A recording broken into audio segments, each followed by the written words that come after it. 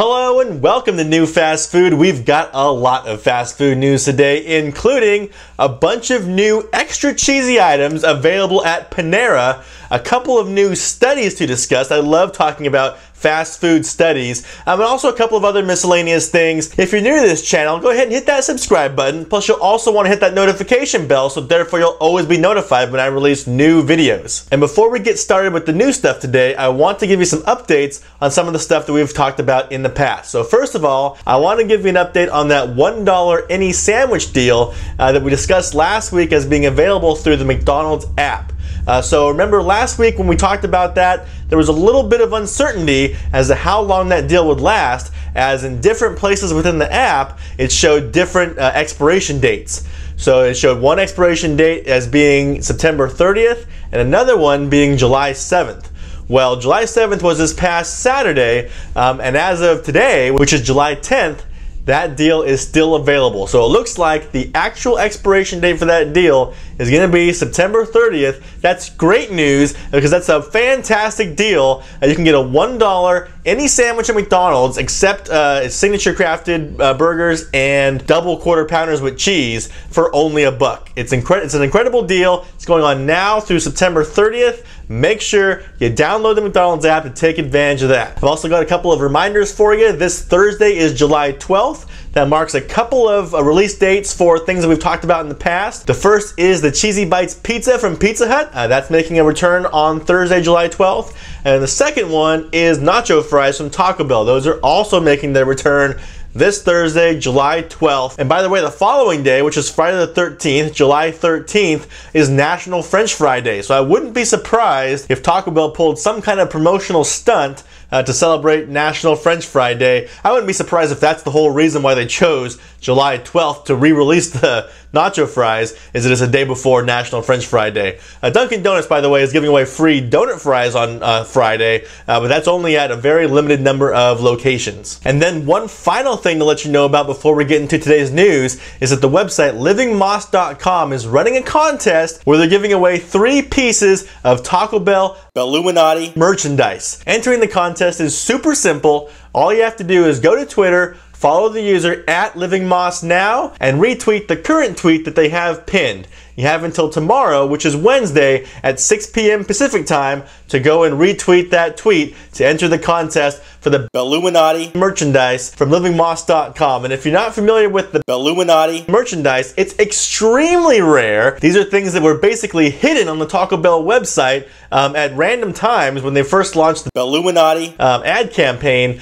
and only people who found them on the website and bought them before they were sold out got in on that merchandise. So it's not going to be available anymore in the future. It's extremely rare. This is a great opportunity to pick some up if you missed out on it, which most people did. They're giving away a t-shirt, a hoodie, and a hat to one lucky person. Get over to Twitter to enter that contest now. With that, let's get started. And today we have some new items coming at us from Panera. They're launching their seasonal summer menu, and this year it's all about cheese. They have 4 dishes that they're rolling out, and they're all cheese themed. Now let's take a look at them here. The first one is a 4-cheese grilled cheese sandwich. And this one, you know, not a lot of innovation here. It's basically a grilled cheese sandwich with 4 different kinds of cheese on there.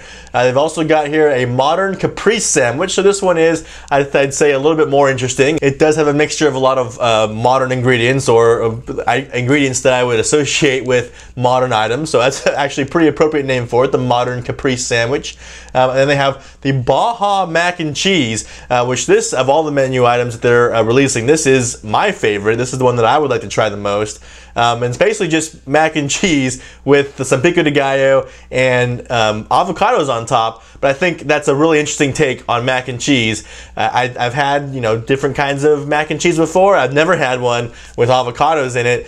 So I think that would be super interesting to try out. And then the last one on the list here is the Bacon Mac and Cheese. And similarly to the grilled cheese sandwich, not a whole lot of innovation here. It's basically just mac and cheese with bacon on it. So these are all seasonal items. They're only going to be available for a limited time at Panera. If you're a cheese lover, make sure you get out and try these. Next up, Popeyes has announced that they're bringing back their $5 boneless wing bash. This is a pretty good deal. It comes with 6 boneless wings, a side, and a biscuit for $5. So I've said in the past that anytime you can get a chicken wing for less than $1, that's a good deal. These are boneless wings, so a lot of times boneless wings are valued less than a regular wing, but I actually prefer boneless wings. So for me, it doesn't matter. But these are actually far less than $1 a piece when you break them down, because you get 6 of them for $5, which would be less than $1 a piece just based on that. But then you also get a side. So if you value the side at $2 or even $1, you realize how good of a deal this is. So 6 boneless wings, a side, and a biscuit, $5. It's the Popeyes $5 boneless wing bash, and it's available right now.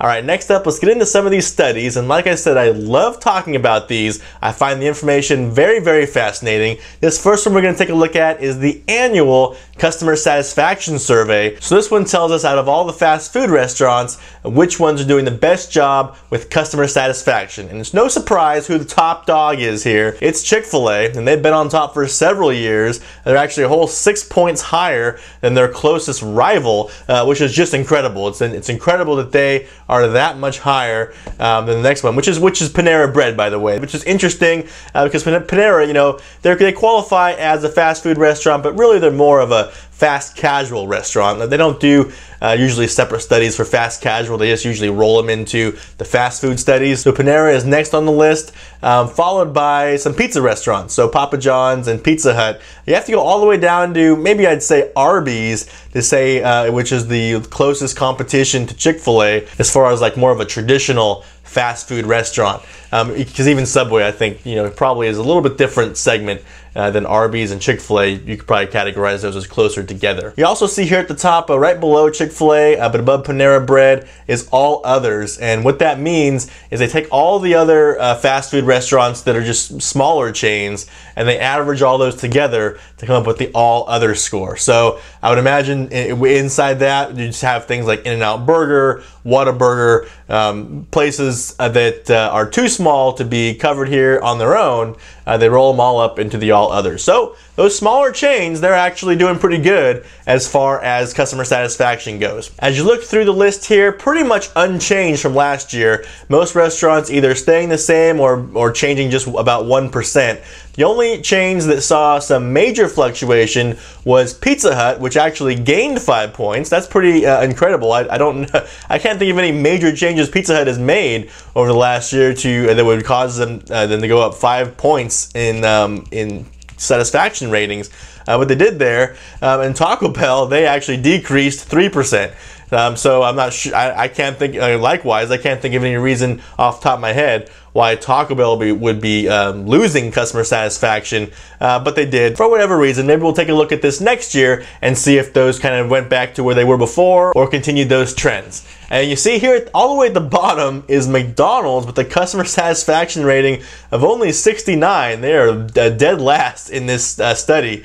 And that's really interesting if you think about that. The leader of the industry by far, McDonald's is by far the industry leader, has by far the lowest customer satisfaction ratings. I think that's pretty fascinating. I really can't think of a reason why McDonald's ends up that low. Every time I go to McDonald's, I'm very pleased with my visit. So I can't really think why that would be so low. Other than, you know, they're so much bigger than these other chains. When you're that big, you know, there's bound to be things that are just inconsistent or go wrong in certain places. So that is this year's annual fast food customer satisfaction survey. All right, next up I want to take a look at another study. This one is also pretty interesting. You know, there are a lot of fast food studies that come out, seems like every week, but I do comb through them to find the most interesting ones. A lot of them just cover things that I don't think are very interesting, so I don't talk about them here. But this one I think is pretty interesting, and it's talking about mobile apps, and it's kind of comparing some of the top mobile apps in the fast food industry. They take a look at McDonald's, Starbucks, Dunkin' Donuts, and also Domino's. Those are some of the companies that have the top mobile apps in the fast food industry. And the first thing that looks at is current installs. And really, when we start looking at this study, It's really a comparison between McDonald's and Starbucks. That's where the most interesting information is, because the other ones that are included here, Domino's, okay, Domino's, they're steadily increasing, and then Dunkin' Donuts, they're kind of down there as a baseline, at least for this installs graph, because they're just down there, not seeing much growth. But what this illustrates is that Starbucks, Starbucks has had their mobile app available for nearly 10 years now. So to see McDonald's, who just really launched their mobile app last year, to see them catch up, at least in installs. We'll take a look at a different metric in a minute, and to show you that the install base is not always the only thing to look at. But at least as far as installs go, McDonald's has been able to catch up to Starbucks, and in fact pass them as far as installs go. One other thing to note is that these numbers are only taking into consideration Android users. They don't look at iOS here. I'm not sure if that's because Android just makes these numbers more publicly available, or they had some other reason for not including iOS users, but they only look at Android here. So yeah, take a look. McDonald's, basically, they launched their app last year, and in a very quick hurry, caught up to Starbucks as far as installs go. But like I said, installs don't tell the whole story. When we take a look at daily active users now, we see that Starbucks is well ahead of McDonald's. McDonald's actually did catch up back in October. They were really close to Starbucks in October, but then they kind of started to fall off, and that gap between them and Starbucks is now becoming wider and wider. And you see here these last few months that were tracked from February through May, it's a pretty steady decline for McDonald's there. That may be the reason why we're seeing this bonkers app deal from McDonald's, is because they're seeing their user base sort of drop off steadily, and they want to inject some life into that and get that back up to closer to Starbucks, which is where they were late last year. And so these numbers, the daily active user numbers, these are actually far more important than the install-based numbers, because this is actually people that are using the app. Who cares if you got 1 billion people that have the app downloaded? If they're not using it, it does no good. So this actually gives you a look at who is actually using the app. So it is interesting to see the McDonald's, even though they have more people who have downloaded the app, have far less people using the app than Starbucks does. And it's the same thing with Domino's and Dunkin'. You remember from the first graph, Domino's had way more installs than Dunkin' did, but you see Dunkin' has more daily active users. And that's not really a huge surprise. There's a lot of people who drink coffee every day, but not a lot of people eat pizza every day. So that's not really a surprise that Domino's falls off here as far as daily active users goes. And then lastly, this graph shows app usage throughout the day. So this is a percentage. So this doesn't matter how many people are using the app or whatnot. This is just a percentage of the people that are using the app and what times of the day they're using it. And they're saying that this illustrates that McDonald's has a lot of room for growth in the morning, because Dunkin' Donuts and Starbucks get a lot more app usage in the morning. And of course, McDonald's is trying to compete with their McCafe line. So they really should be looking for, McDonald's at least, a more of a smooth line to show that they have similar levels of app usage throughout the day, from breakfast to lunch and dinner. Right now, it peaks in the lunchtime. They'd like to see it a little bit more smoothed out over the day, or at least have 3 peaks, right? They could have a peak around 8 a.m. like Starbucks and Dunkin' do, and then a peak around lunchtime like McDonald's does right now, and they could also see another peak around dinner time like Domino's does. Domino's is more focused on dinner, Starbucks and Dunkin' more focused on breakfast. McDonald's, being focused throughout the day, should be able to see 3 peaks as opposed to just the 1 they have for lunch. So there you go. I found this fast food mobile app study very interesting. I hope you did too.